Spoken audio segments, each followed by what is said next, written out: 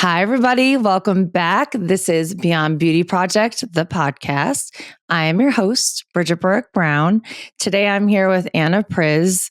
Anna is a comedian and content creator celebrated for her relatable authenticity and iconic catchphrases. When the pandemic reshaped her worldview, she chose to leave behind a stable career and a life of a workaholic to discover her true passions. She began documenting her journey online, making the masses laugh while helping them realize that they are enough just as they are.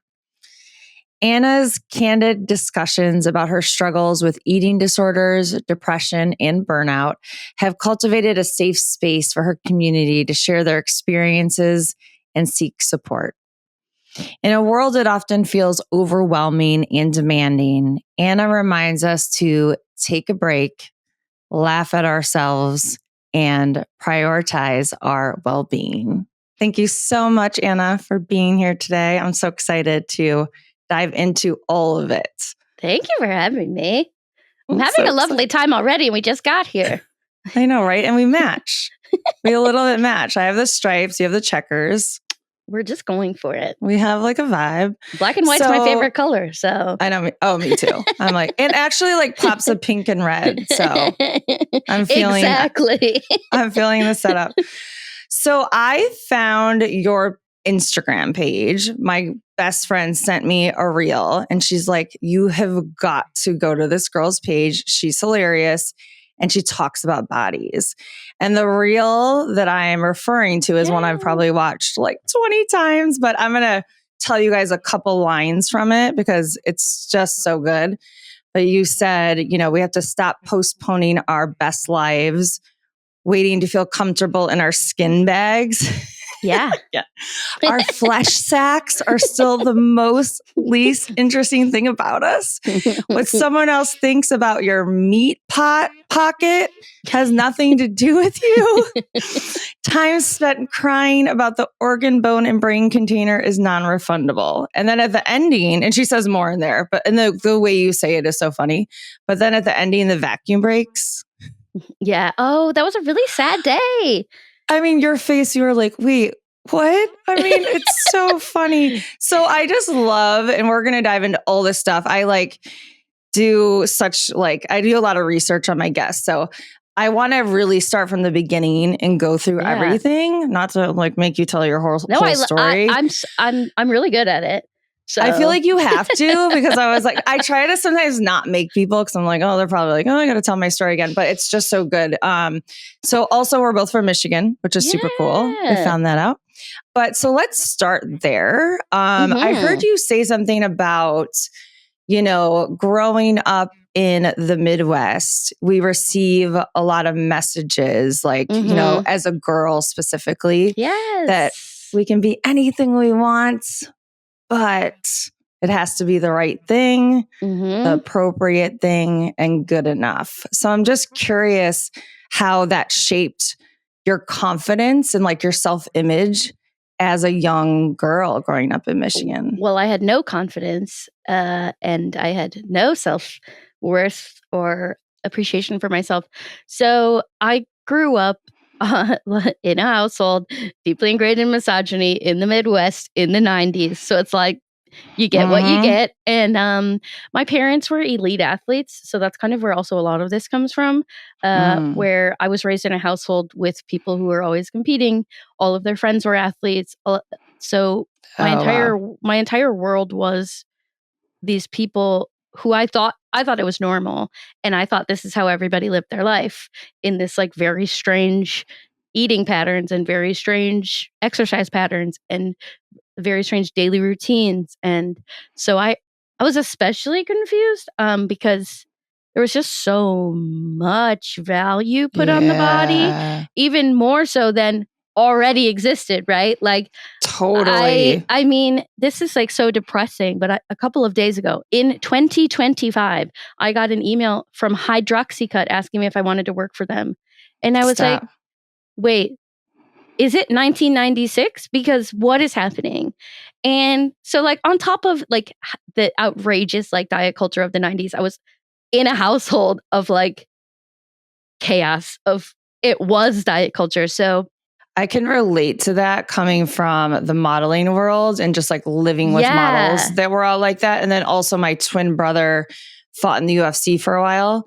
So he was always like, between the two of us, we were always doing like extreme diets and like it's intense. Yeah. And I was also like a latchkey kid. So then there was kind of this like, I was also so unsupervised. So I got to really live a very unhealthy life because I talk about this in the show that you said you watched, but like I remember when I was 6 years old thinking I was fat. And, it's so tough. Like when someone's like, how long did you have an eating disorder? And I say, my whole life. I've never not had an eating, like from the day I probably came home from the hospital. And, my dad and my mom, like food was a reward. Like these, like very, I was my grandma, everybody around me just wasn't happy with who I was as a person. Like the way that I looked was a problem for everybody around me. And that's so stressful. Like when I would come home and my mom be like, how did you gain all that weight? And I'm 7. And you're like, I don't know. I'm 7. And then my dad being like, oh, you can have that cupcake if you go for a run with me right now. And you're like, I am I heard 8 years old. That. Yeah, I heard you say that. And I was like, whoa, yeah, I mean, that was my whole life. And then people will ask me, fast forward to when I was 19 and I entered an inpatient rehab facility. Duh. Like, how come nobody, how were you sick for so long and nobody said anything? And I was like, if you're literally surrounded by other sick people, how would anybody know or recognize that I was doing it just a little bit more even than everybody else, or just taking it to the extreme? Because if I lose weight, you love me more. So if I lose even more weight, then everybody will love me. And it was this very transactional relationship with everybody in my family. Like I remember asking my mom, like, I want to lose weight. And she's like, sure, that's a great idea. Like we can work on that as a team. And you're just like, yeah. Why can't anybody let me live my life? Yeah. Like looking back, do you feel like you needed to lose weight, or were you just a normal kid living? No. Yeah. Like, was I like a slim trim model? No, but I was like 12 years old. Like it wasn't this, it wasn't this crisis that it really felt like in my life. And yeah, it was just like, why don't you look like everybody else? And it's just like, I don't know. Maybe we're not the same. Yeah, because I'm not them. I'm me. I don't. And so do you feel like you got rewarded when you got smaller? 1,000%. And I think that still unfortunately exists, that like changing yourself to look like what other people want you to look like. And it's like, okay, but are you happy? Yeah. And totally. And it was like, I mean, my dad paid me to exercise. Like this, like none of this was like, it was like, if you go for I will pay you $1 a mile, like for every mile you run. And you're like, okay, stop. Okay. Like, I guess this is my life now. Like, if I want to buy things, I'm going to have to run 20 miles a week. Like, I don't know. And that's what you were doing when you got diagnosed with anorexia, right? You were in track. I had just lost my scholarship. So I got injured, no surprise, because my body could literally not heal itself. And that was in college. So I did run through college.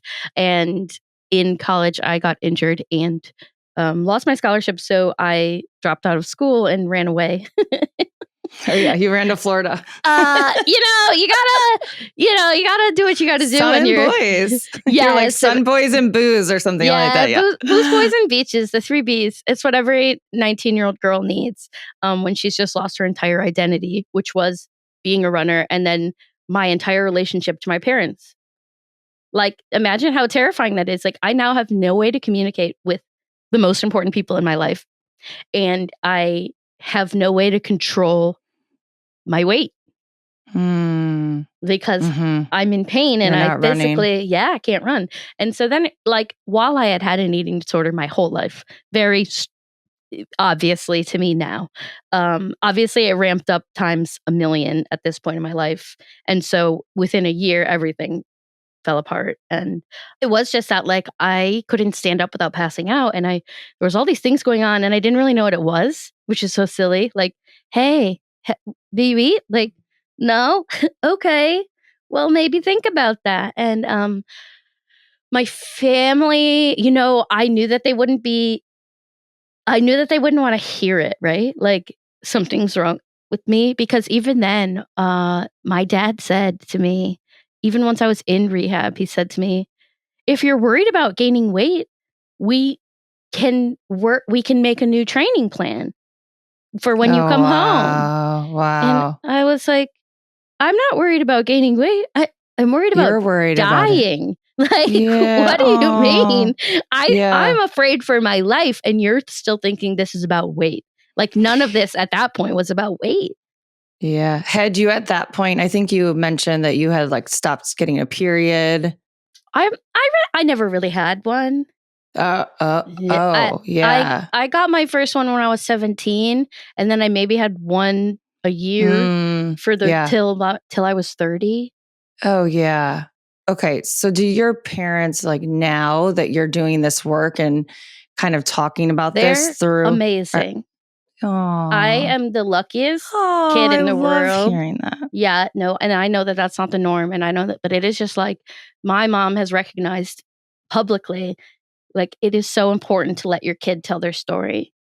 And I love this. And they've heard it so many times now. That's hard. They've been to every show.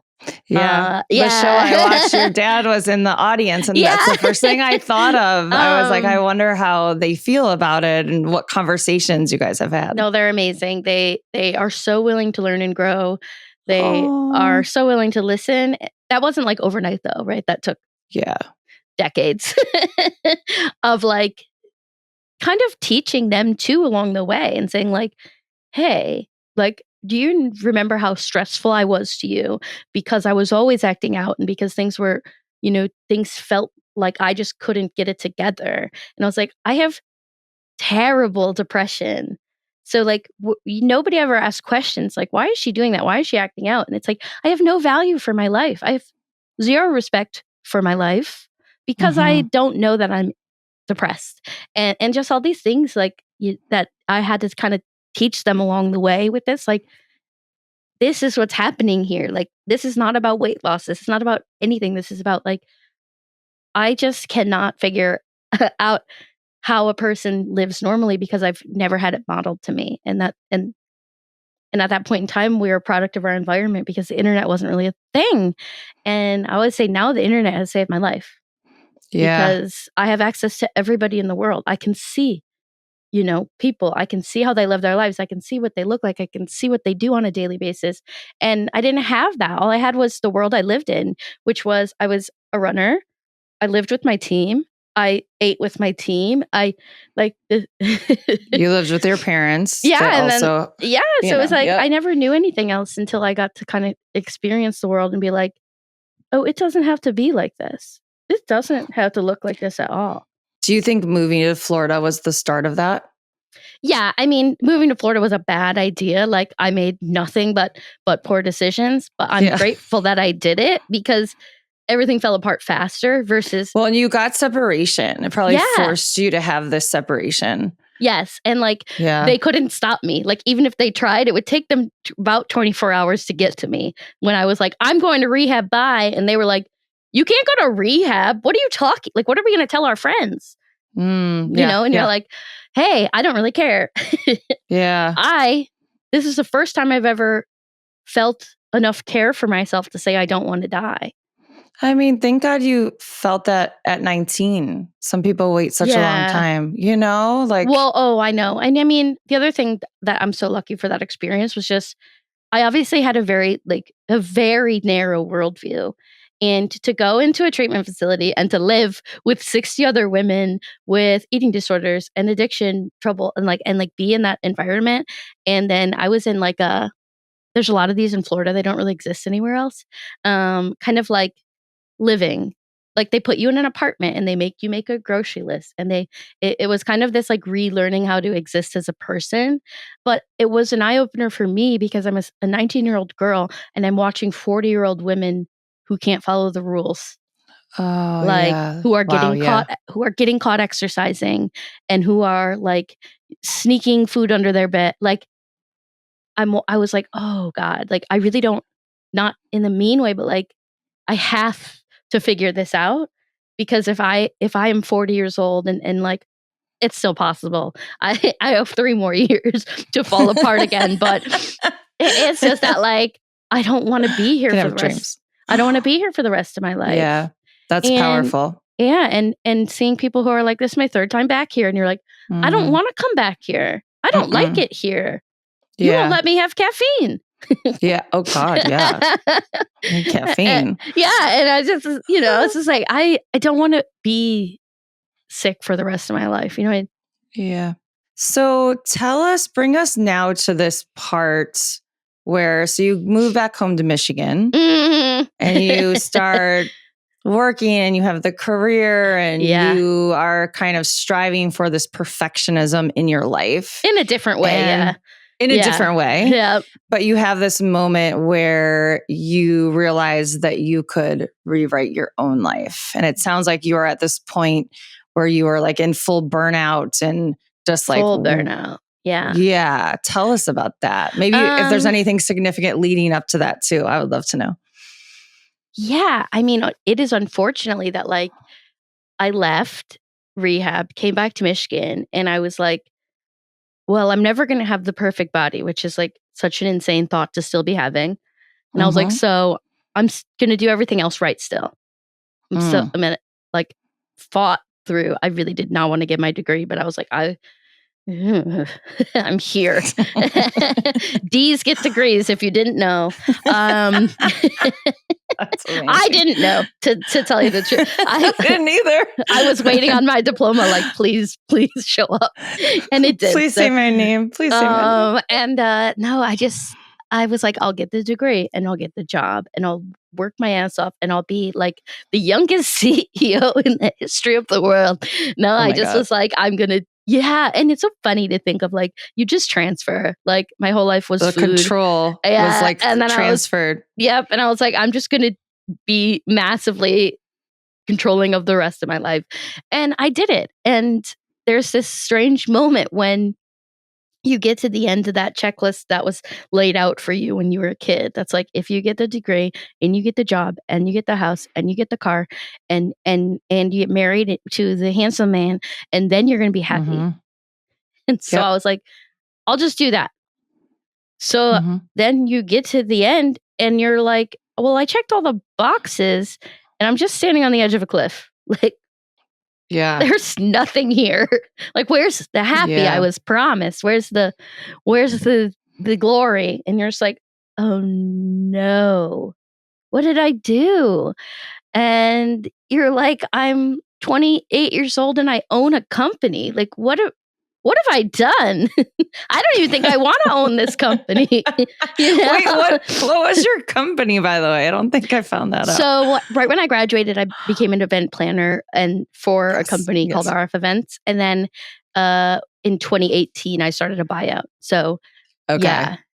So then I don't know if I want this company. Yeah. I say that sometimes right now. I'm like, what did I create? What did I do to myself? I created a full-time job. Yeah. Well, the other thing was that I started a buyout. So now I owe $300,000. So it's like, now I've realized that I don't want to do this, but you're like, oh, I'm in it. Wait, I don't know what that means. What's a buyout? Here. So you can like buy a company a little bit at a time. Yeah.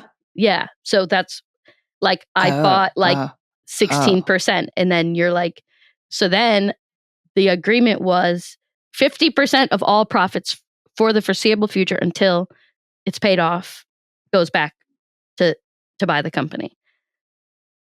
But then we didn't work.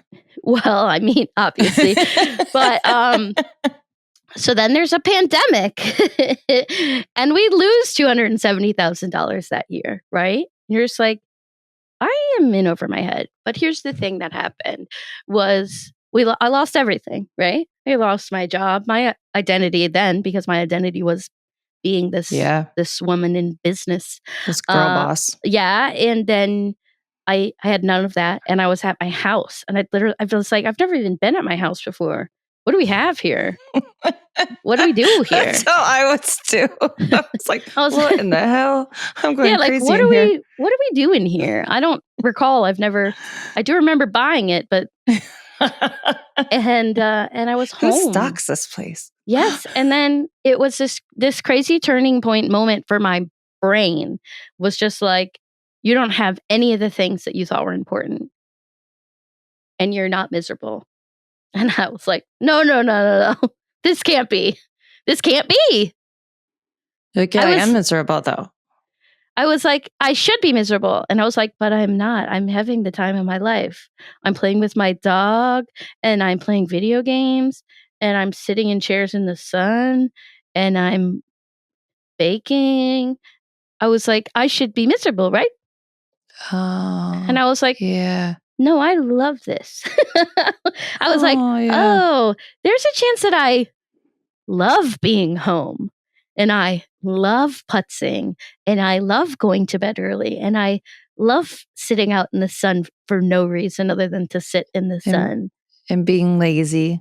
Yeah, which I love what you say about lazy. Yeah, it's not a thing. That's just resting. It's just resting. I was like, yes. Well, it's true. I mean, my sister-in-law a couple weeks ago, she was like having a lazy Sunday with the boys. And I was like, you are on the couch with your children, watching a show together, snuggling up. I was like, that is the least lazy thing I've ever heard. You are bonding. You are connecting. You are showing them that it's okay to recharge. Like, that's the most productive thing I've ever heard of. I love that. When I heard you say that, I'm like, I love that so much. I'm going to try to adopt that, because I definitely have trouble sitting on the couch. My husband is like, come on, let's just chill. And I'm like, no, I got to do this. I got to do this. I got to do this. Yeah. And like, I have to, it's a practice. I have to make myself. Oh, to learn that you don't have to fill your time with stuff is like the hardest lesson in the whole world. That like, hey, you don't have to. And being like, are you sure? Shouldn't I be doing stuff? And you're like, you don't have to. You don't have to. Mm-mm. Yeah. And I love that. The other thing that's like hard to grasp is that when I did less, and when I took more time for me, and when I tried as hard as I could, still working on it to get rid of that guilt of, recharging and sitting and reading a book and just sort of existing and not constantly trying to make a buck. And I was 1,000 times more productive as a person. And I was like, that's all it took. Like, actually taking care of myself was all it took to become the person I literally had always wanted to be, and didn't know that the way to get there wasn't climbing a mountain.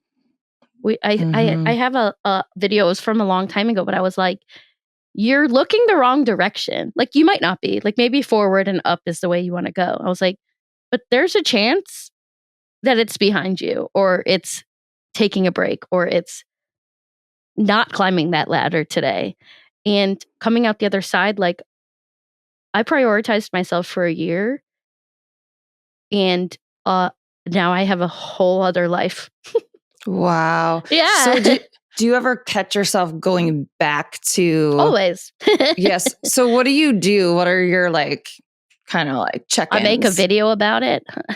Yeah. Literally. It's like when I'm going you through laugh those... about it? Yeah, when I'm going through like a feeling, I'm like, I gotta talk about it. Like, I gotta tell somebody. Yeah. And you do like your art through it. Like, I would journal about it. I would write it. Mm-hmm. It's this like magical thing that I turned my life into, where my job is checking in with myself constantly, because that's what the content is. Because it's like, when I sit down to write like a video for today, it's like, where are you? Like, what's going on? What are you worried about? And like lately, it's been seasonal depression. It's been kicking my ass, just so hard. And there's nothing more frustrating than physically just not being able to do the things you want to do. And being like, I know there's no reason for this. That's so frustrating.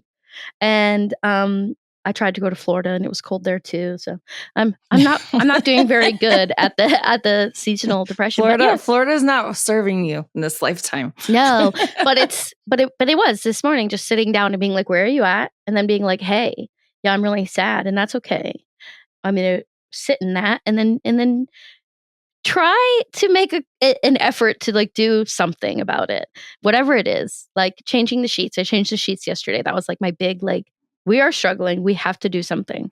Yeah. It's like, pick a thing, one thing. One thing. I never pressure myself to do more than one thing, but it's like, we have to do one thing every day.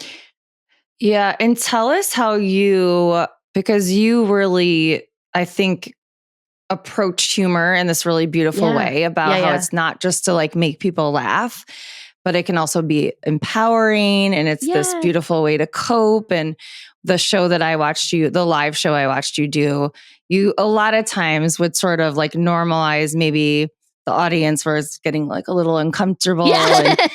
And you're just like, you guys, like, we got to laugh. Like, if we don't laugh, we're going to cry. And I don't know. I love humor. And I remember the hardest, probably like the most challenging time in my life. I had lost my mom, my dad, my brother in this really short period, like under 2 years. And I had just met my husband. He's like one of the funniest people I know. And we had went through something so just horrific with my brother, just like something that no human should see, especially like with their sibling. And we were like, and we like went on a walk. We're like, let's just get out of the house and like walk it off. And within like 3 minutes, I remember him like making me like pee my pants, like laughing. Yes. And I just remember being like, thank you. Like, that was one of the worst things. And now you're making me laugh. And like, it just made me like, it makes me emotional thinking about it. Cause I'm like, it made me in that moment be like, we have to find reasons to laugh at things to like get through them. And just like, I love how you deal with your emotions through this humor and wit. It's so cool. So to unpack that a little bit, like, were you always funny? And did you understand sort of like the power in humor, or like where it would go with like your healing or helping other people heal? There's like two sides of it, right? I've always been funny, but I was funny for like survival for so much of my life, because it was like, I am frustrating to everybody around me, and everybody finds me either annoying or stressful. And like, you're like, hey, did you know that girl has raging ADHD? Because maybe you should, I don't know, check in on her. Nobody did, but all right.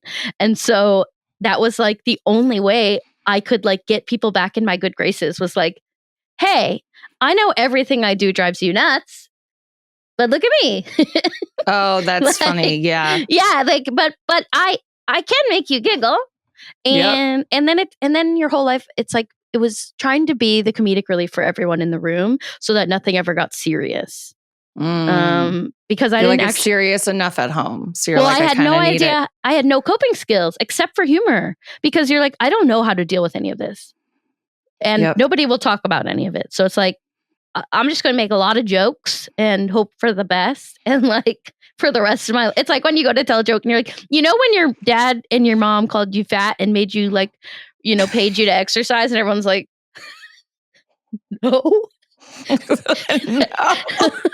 Like, oh, no, I don't remember that. And you're like, haha, that was a joke. I was joshing. I was joking around. I don't know. It was just like this big, like, but it really became like a craft that was perfected. Like, my comedic timing is really good for no reason, and all these things, but it never was intended to go anywhere.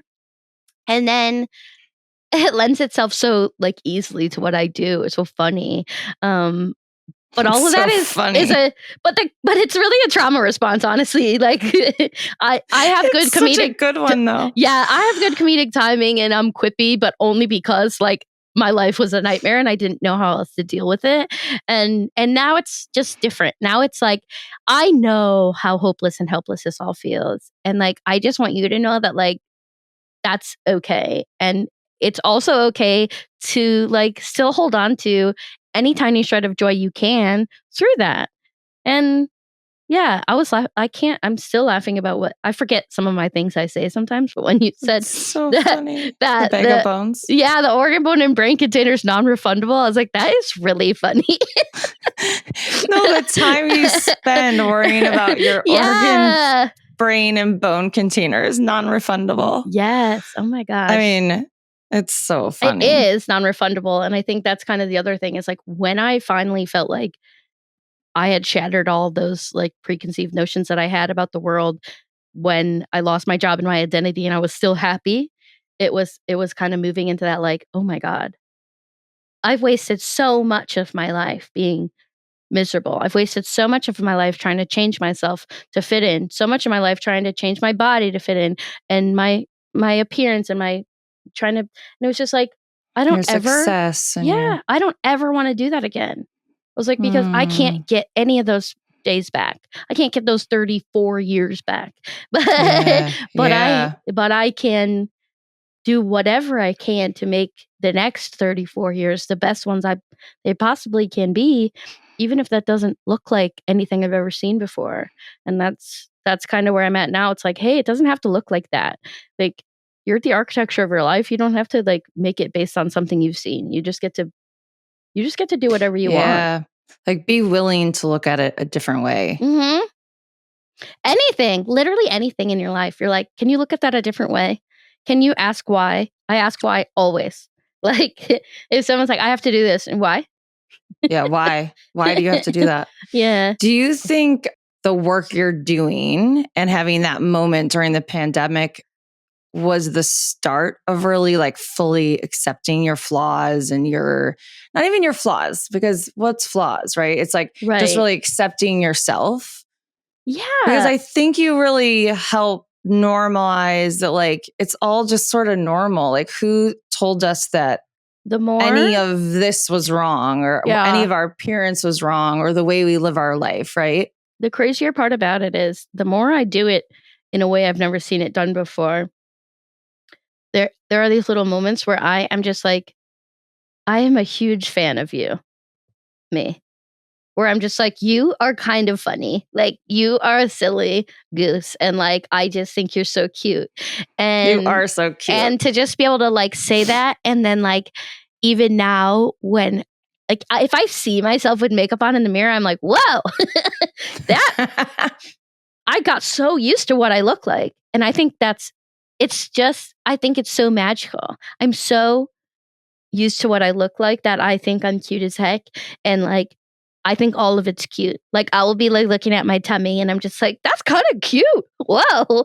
And just like all these little things, like, because why? Why I don't want to spend time. And of course there's still some crying about pants, right? Like, of course, there's always crying about pants, but less crying about pants is what we're aiming for. And it's just that like the more I put myself first constantly, and the more I decide that I'm important, and the more that I take care of myself, the more that I'm like, that girl is awesome. And I had no idea. Yeah. Like I spent my whole life trying to change when like I was here the whole time. Yeah. Do you think creating your own thing has helped with that? Because for me, it has. Yeah, because it's just this like place where I get to it's like I took that me-shaped hole in the world and put me in it. You're like, there we go. There she is. Like previous to that, I made this joke the other day that like I was just a square peg in a round hole, but I just taped them together and was like, okay, let's go. We're just going to do this. And now I'm like, no, I don't need to go in a room that doesn't want me in it. I don't need to fight to be around a person who doesn't want to be around me. I created a space for me, and if other people want to get in it, that's awesome. And that's kind of just this community I've created. It's like all these magical people who just want to be a little bit happier or not hate themselves so much. Yeah. Do you feel like your community of people around you has changed quite a bit? Yeah. Yeah. I mean, or I'm more picky about it, or it's just like if you don't want me, then I don't want to be there. I don't know. There's rooms that want you. I know it. Like when I go to these shows and people remind me at the shows all the time, and I think it's so cute. And they're like, we're not here to see you. We're here for you. Like when I'm nervous or I'm like getting the lines wrong and I'm messing up, there, like I've had people be like, "We're here for you." Like I heard that full actually in the show stop. I Like watched. Yeah. we're here to like take care of you. And I'm like, whoa. I just built an entire space room full of people where like everybody just wants everybody to be happy. And I've done these trips like where people from my community online come. And after the first one, I like couldn't stop crying for days because I said, how is it possible that there was 15 of us who have never met each other? We went on this trip, and the last night I said, being around all of you was like being in the room of people I have been craving my whole life. Like they cheered for you as loud for when you said yes as for when you said no. Like, Yeah. and I said, that's like all I want in this world. It's like when one girl was like, this is my trip of saying yes. And I said, oh, this is my trip of saying no. and, you know, like, oh, do you want to go horseback riding? No, I want to sit right here in my chair. Keeping with this like community and content creator space for a second, you said something that I loved hearing you say, that it's a big responsibility to have influence. Mm-hmm. And I don't think everybody feels that way. I think a lot of people do, but explain that a little bit, because I think it's important. I know how many people have their eyes on me, and like what an amazing thing that I have is people hanging on my every word. But that's a huge responsibility, and I have to be very careful, like to make sure this is something I would want someone to hear. Like this is because there are days too when I want to just be like, I hate it, everything. No, but just it's such a gift, and or it's like anything is a responsibility. Having a dog is a responsibility. I don't want to ever take it for granted, and I don't ever want to abuse it. Yeah. Do you, I guess I asked you that already. Like you sort of turn to content creating. Let's use it the best way I can. When you're having a bad day. I don't. Because I love that you own all the parts of you. Yeah. You're not like, hey, I'm just happy and funny all the time. No, yeah, no. And I am happy and funny sometimes, but no, when I'm sad, I'm not going to fake it because you will know I'm faking it. Yeah. Like if I go out there and try to recreate a video I made on a day when I was happy, on a day when I was sad, you'd be like, something's off. This is, and the thing is, because I'm not an actor, I'm just a girl. And I've created an entire platform and an entire online presence being myself, which is also amazing. A huge gift I gave myself. I never faked it. I never pretended. I never came on when I didn't want to. Another thing is I've been doing this for 5 years. I don't record content on vacation ever. I have a lot of boundaries with this job where, because it's a 24-hour day, because it's all the time, it's like I have to choose to show up as exactly who I am, because that's the only way I'm going to stay sane. And that's hard on the road too, because I do these live shows, and my community is there to see me as me. And I have bad days, obviously. And, I feel so guilty though when I don't, give them what I know I could give them. But at the same time, at the end of the day, everybody's so gracious because I've set myself up to succeed in this way where everybody knows that like I am who I am and I can't really be anybody else. Yeah, it sounds like too that they understand that you're sort of like healing along with them. That's what I always say in my space. I'm like, I'm still figuring it all out. I'm healing my body image, and I'm taking it one day at a time, and my mental health and all that. When people say, how did you know I needed to hear this? I'm like, we're going through this at the same time. I'm not ahead of you at anything. When I'm telling you, this is what I'm telling myself right this second. Even if I've been saying it for a year, it's still this, like, I'm still reprogramming my brain too. Because it was a lifetime of the same shit from every direction. Like, this is what you have to do. This is what you should do. This is what you're supposed to do. I think if I'm remembering correctly, you found out you had ADHD a little bit older in life. Is that correct? Yes. Yeah. So did you start to put together then like the connection with depression? So, because I know you've struggled with that, because I did. So more so, the ADHD thing completely took away what I thought was anxiety. Versus the depression, it has always felt very separate from ADHD Oh, to really? me. Yeah. Like my depression is just so like deep and sad. It's so sad. And I don't, it's just like, I call it my big sad because I'm like, that's just my big sad. And we deal with her as best as we can. But no, the ADHD really was like, I'd always thought I had anxiety. I don't have anxiety. I had ADHD. Yeah. And I was constantly frustrated at myself for all those same reasons. I couldn't keep up. I couldn't keep things straight. I couldn't I could obviously because I did. But when you're in a business like that and people are like, why can't you do this? And you're like, I don't know. Yeah. It was probably a little bit harder for you. Yeah. And just like you're working 9,000 times as hard and then my anxiety's through the roof because I don't understand what's wrong with me. And it was literally like eliminating that, like, hey, nothing's wrong with you. Like, you just don't function like that. That's just not a way that you work. And that was like my whole life. What all that anxiety came from was like my mom being like, why can't you do this? Why can't you keep this straight? Why can't you and it was like, I don't know, but thanks. I'm super anxious about it now. and every step of my life, just like thinking I had crippling anxiety and I didn't. I just was beating myself up constantly for not being able to do things the way other people do them. Yeah. Do you feel like you've become more accepting to the way your brain works? Totally. Because yeah, even yesterday, it's like I needed to take a shower and I took the comforter off the bed and then I started that in the wash. And then I was doing the dishes because I saw some by the bed and I went to wash those. And then I was going to get the trash and then I was late and I hadn't showered yet. And I was like, oh my God. And then and you had to change your sheets yesterday. Yeah. And I was like, well, I was like, and then like the thing I tell myself all the time is like, it all has to get done.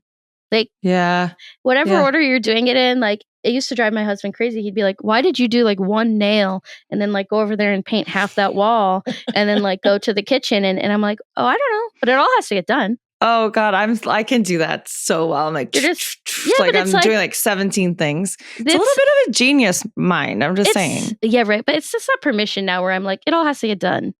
Yeah. Versus being so frustrated, like, why would you do it like this? Why on God's green earth did you do that? And how did you end up in the basement sorting photos? And it's like, well, it all has to get done. Well, it's like bringing perfectionism into even like how our brain works or our mental health. I remember I had a session with my therapist like 6 months ago and she's like, so you're telling me that your mental health isn't perfect enough, like the heal. And I was like, yeah, you're not healing fast enough. Yes, yeah. I don't know if you know but this, I was coming to her like week after week being like, okay, so if I can tweak this and I can do this. And she's like, you can't control, That's a huge lesson that you can't overachieve your way through any of it. Whatever it is, doesn't matter in your whole life. There's not anything you can actually overachieve your way through because you've cut a corner somewhere along the way. And I just remember like when I was in a terrible, terrible, terrible burnout in the pandemic from 15 years of running myself into the ground and just being like, I'm going to drink a tea and take a nap and I'm going to take these vitamins and I'm going to not be burnt out anymore. And it's like, that is literally not how that works. Yeah. Did you rest for a while? Do you feel like? I'm still resting, I think. Yeah. I think I'm still like on the come down from a lifetime of chaos. Yeah. It's an ongoing journey, that healing. Tell you. Yeah, I definitely don't feel like pumped back up yet or anything. Well, you're in your bed. Well, I'm always in my bed. I love that you created your show in your bed. It's genius. It's nice because it's comfy. You're like, I'm going to film a show and then I might take a nap after. I literally have done that. You should. Oh my God. Or if I have 2 podcasts in a day, then I'll nap in between them. Oh yeah, so totally. Smart. 2 podcasts a day is like, it's intense. Yeah. Okay. You've coined the line, it's manifesting. Look it up. Yes. Tell us about like your spiritual journey and like, are you a big manifester? I'm sure not. I don't know anything woo woo at all, but I love it. Like, it's so funny when people are like, oh, do you believe in all that stuff? And I'm like, yeah, why not? Like, I will take anything that could possibly make my life easier. and so now I'm like, bring on the crystals, the moon, all of it. I'll take it. But no, manifesting was a total joke. It's not a joke because it works. But to me, that's just speaking things into existence. And I've always loved that's why I'm always shouting outside. I hate holding stuff inside of me because I physically feel it. Like, so do you go outside and scream? Do your neighbors live close? Do they do love live it? close. No, do they don't. Say hi? Do they come out and watch the show? One person, so she doesn't live next door anymore. But my neighbor's ex-girlfriend, one day I was out manifesting, and I look over, and she's standing in my driveway in her robe, and she goes, "I knew it was you." You're like, "Come join me," because she was like, "I have been following you online," and I was like, "I think that might be my neighbor." And then so she came over, she's like, "I knew it." And I was like, "That's so amazing, funny." No, but I always laugh because I don't manifest anymore, and people say, "Why don't you manifest anymore?" And I said, "Because all my dreams came true," and that's the truth. It's like I don't have. It's so sappy and cliche, but it's just like I don't know. I just don't have like the biggest complaints about everything right now. I mean, right now, yes, but that's separate. Right now, so it's a tough timeline to be living in. But no, but my life was like, what more could I want? You're content.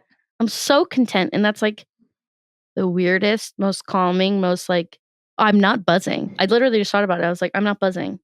I love that. I'm not like that's really cool. I'm so still, and it's just because I give myself so much permission, maybe too much permission, for wherever I'm at, whatever I'm doing. And I say this all the time, like wherever you're at, whatever you're doing, you're already enough. So like, if you want to do more, you can. But if you don't want to do more, you don't have to.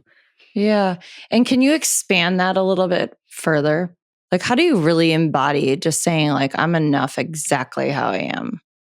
I mean, a lot of that is just saying it over and over and over and over again until one day you wake up and you believe it. And I will get messages from people and they're like, "You're finally the voice in my head. Like, that's what I've been waiting for."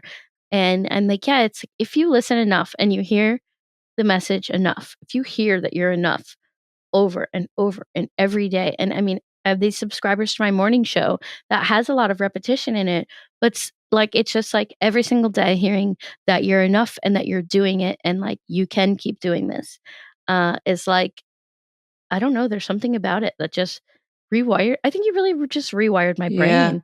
And you can do it exactly how you want to do it. I think that's a big message of yours too. Yeah, and it's like I didn't rush through any of this either. That's the thing. I've been creating content for 5 years, and if you go back and watch the early content, I've changed a lot. Like even in how the messages have just become even bigger and wilder and like, wow, you can do whatever you want. But if you go back, it is kind of like me exploring little things like maybe I can do whatever I want. Yeah, like maybe I could lower the bar for me a little bit. You're healing. Yeah. And over and over. Yeah. Somebody said they spent a day watching my content back, and she goes, "It was really crazy to watch you in real time, like grow." and I was like, that's really cool that I have that like online, like digital diary that it's like your diary. I hate to go back and look at it though. It's so embarrassing, but so good. Now that's what I'm doing tonight. Wait, so when you go out to record a video, do you know what you're going to say? Yeah. Everything is very intentional. Everything is very, the reason people are like, how is this so impactful? And it is because it takes me an hour to write a 30-second clip because I can take a full page of info and then I try to get it into like the least amount of words as possible. Yeah. To like still have you get the message that I intend for you to hear. And yeah, that's very intentional. It's like none of it's accidental, but the message is the same either way. I could do it long form. I could go out there for a minute and say full sentences, but no one's going to listen.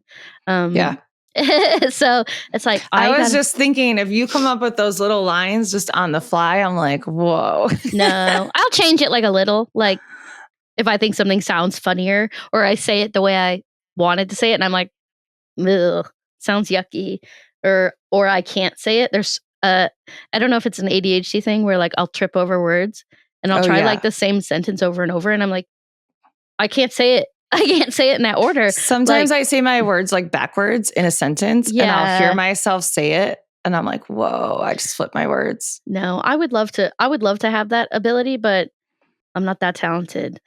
I mean, it's a really weird talent that just it's weird that I can even write messes it me though, up. you know? It's and then it's that Oh, also you mean just the like, talent of going out there. Yeah, sorry. No, I thought you meant of that's not flipping hard. words. I'm like, I don't think you want to have that one. Oh no. I it is good to force myself to go outside though. I won't record inside, so it's like very helpful. Yeah, that's awesome. You roll around in the snow. I love it. Mhm. Okay, so we're gonna finish up.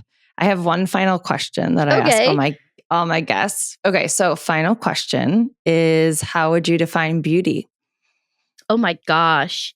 Oh, comfort. Like just that, like contentment, maybe. I think peace. Yeah. Yeah, I think that's so beautiful and so just like also just existing. I mean, that's the other thing. It's in the end of the Barbie movie, and she looks at the old lady and she goes, "You're so beautiful," and she goes, "I know," and I'm like, "That's it. That's like it has nothing to do. Like your body's the least interesting thing about you," and I really believe that now. Where I'm like, if you could see in my brain, are you kidding me? Totally. My brain is so cool. That's so chaos and rainbows and unicorns. Sunshine in there. Yeah. Very beautiful. Tell everybody about your morning show. Yes. Tell us everything you want to tell us. So I have a daily morning show on Patreon. It is so fun. It's just like motivation and chaos. And there's a segment called What's the Moon Up To? Where I try to talk about the moon. And I leave you with a daily assignment that's usually like brush your teeth. So it's always really exciting, you know? This is amazing. Yeah, it's so fun. It's like 5 to 8 minutes every day. So it's not like a huge commitment. The idea is that you would listen to it right when you woke up, and that would get you like, actually it says it's either get on with your day or go back to bed. That's the 5 more minutes. You get to decide after the show, because this is your life. You get to decide. I say that like 4 times during the show. I don't ever want people to think I'm telling them what to do. It's still your life. You get to decide. But I have the morning show. I have a book called Keep It Up Cutie that you can get anywhere, literally. Amazon, Barnes & Noble. I just ordered it. It's really cute. The first time I read it, I started crying because it literally looks like the inside of my brain. Aww. I couldn't believe it. And it comes with stickers. So it's like, yep. Who doesn't like stickers? Exactly. And I'm touring. I have a show in Cleveland on February 28th and a show in Cleveland on March 1st. On March 23rd, I will be in Nashville, and I've never been in Nashville, so I'm super excited. My live show is an hour of chaos and giggles and sometimes crying. Just depends on the day. And I am on TikTok, YouTube, Instagram, Facebook, Clapper, Lemonade, Threads, Blue Sky. That other one, Clapper, Neptune, Lemonade? Own. There's so many new apps right now because of the TikTok situation. I'm everywhere. Are you just doing all of it? I'm everywhere. Wait, hilarious. I'm just taking over the internet. So I'm at AKPRZY. Every app that exists, and if I'm not on one that exists that you're on for some reason, I'll join it. I will not join the fantasy book one. I don't read enough books. Okay. Wow. Now I have to figure out all these apps. That's incredible. There's way too many. The last month has been chaos. Are you on Substack? I'm on Substack. Okay. And Red Note. And I'm at AKPRZY everywhere. Everywhere. Okay. I love this. Snapchat. We will Snapchat. Okay. Can we snap you? Yeah. I don't see why not. I don't even know how Snapchat I don't know works. how to use it. I have it, full disclosure, I have it set up through a repurpose app. It's just when I post on Instagram, it goes to my Snapchat. I don't actually know how to use it. Okay. This is amazing. Now I have a lot of homework. Thank you so much. You are just a doll. I find you just so darling. You're really so darling. You're adorable. You're witty, you're raw, you're real, you're open, and thank you for... No, I think it's just cool when people are authentic. Accept it. Take it in. But thank you for coming on and sharing your story with me and us. And I'll see you soon. I'll see you on the World Wide Web. I'm going to come to your show, too. You're going to see me at my world tour. Yes. Come to New York. I've been to New York. I'll come back. Or I'll come to Michigan. Okay. That's what I should do. Yeah. Okay. I'll talk to you soon. Bye. Thank you. Bye. Thank you for listening or watching Beyond Beauty Project, the podcast. If today resonated with you, pass it on to a friend. And to keep the conversation going, check out the workshops that I facilitate. For preteens to adults, we challenge perfectionism, we redefine confidence, and we really get back in tune with our minds and our bodies. I also offer keynotes for colleges and corporate, where I provide thought-provoking talks about redefining success and getting back in tune with your true self and your true genius. Subscribe to our newsletter where you can keep up to date on everything BBP related. And as always, we love to hear from you. So drop us a review, send us a DM, and I will see you next week.